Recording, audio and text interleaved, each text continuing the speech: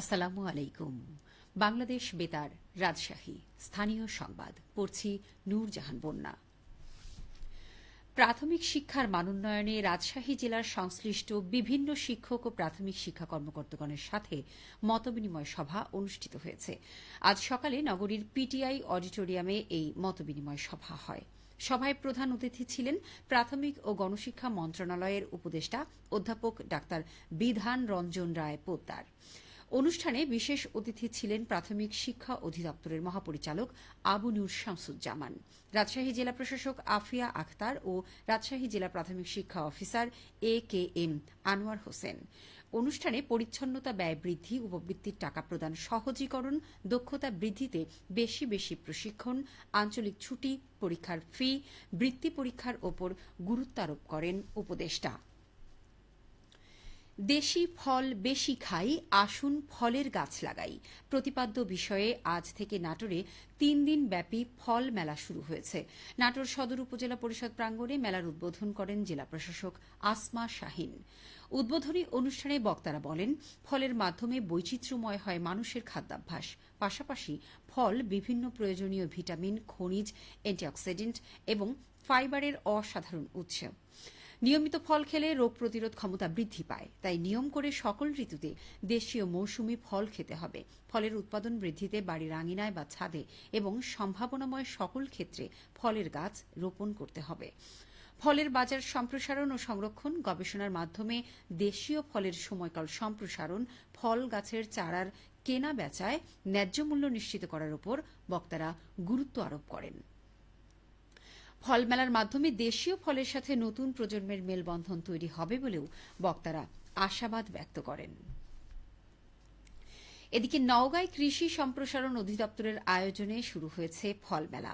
আজ সকালে জেলা কৃষি সম্প্রসারণ অধিদপ্তর অফিস চত্বরে মেলার উদ্বোধন করেন জেলা প্রশাসক মোহাম্মদ আব্দুল আওয়াল।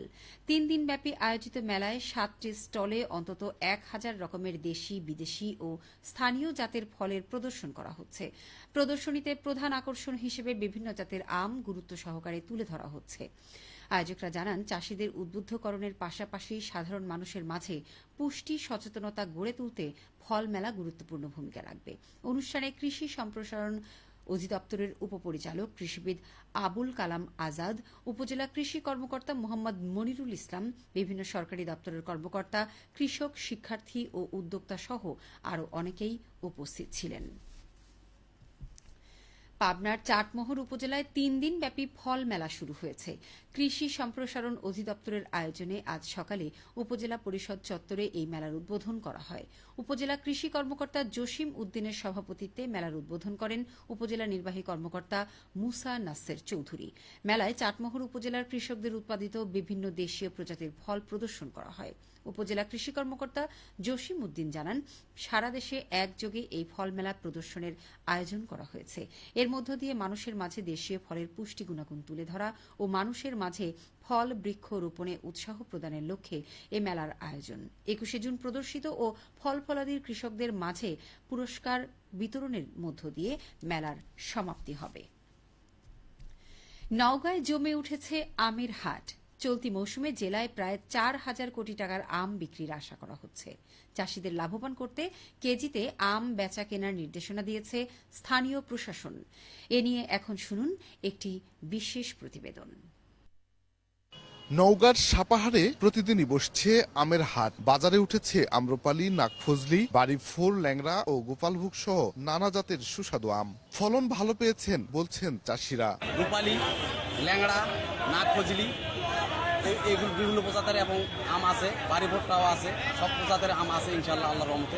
এবারে আমের সাইজ, সাপারের আমের সাইজ খুব ভালো, মানে ফলন ভালো। বড় সাইজ যেটা একটু আম পাতলা পাতলা দিলে আমার 550 গ্রাম পর্যন্ত না।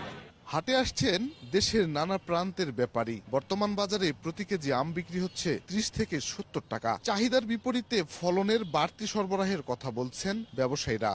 সারা বাংলাদেশে আম আছে, কম আর বেশি, কিন্তু সাপাহারে বেশি আর অন্যান্য জেলা আছে কম আর কি। সবচেয়ে এখানে আম ভালো, বাংলাদেশের যত মোকাম আছে সবচেয়ে এখানে আম ভালো। চতুর্দিকে আম আমদানি, চতুর্দিকে সব ছাড়িয়ে।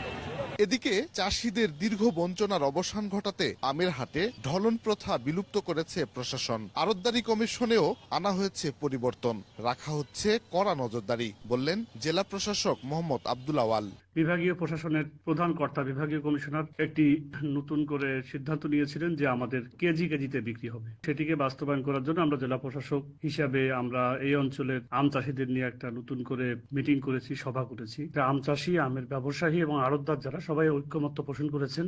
এই বছরের যে 4,000 কোটি টাকার একটা বিক্রির টার্গেট নিয়েছি সেটি খুব সফলভাবে সম্পন্ন হবে। নওগাঁ জেলায় চলতি মৌসুমে 3,300,000 হেক্টর জমিতে 4.25 মেট্রিক টন আম উৎপাদন হয়েছে, জানিয়েছে কৃষি বিভাগ। শফিক ছোটন, নওগাঁ জেলা সংবাদদাতা, বাংলাদেশ বেতার, রাজশাহী। সবশেষে আবহাওয়া। আজ দুপুর 2টায় রাজশাহীতে তাপমাত্রা ছিল 25.5 ডিগ্রি সেলসিয়াস। এ সময় বাতাসে আপেক্ষিক আর্দ্রতার পরিমাণ ছিল 98%। রাজশাহী ও পার্শ্ববর্তী এলাকায় আজ সূর্যাস্ত সন্ধে 6:56। সংবাদ শেষ হল। আমাদের পরবর্তী স্থানীয় সংবাদ বিকেল 4:05।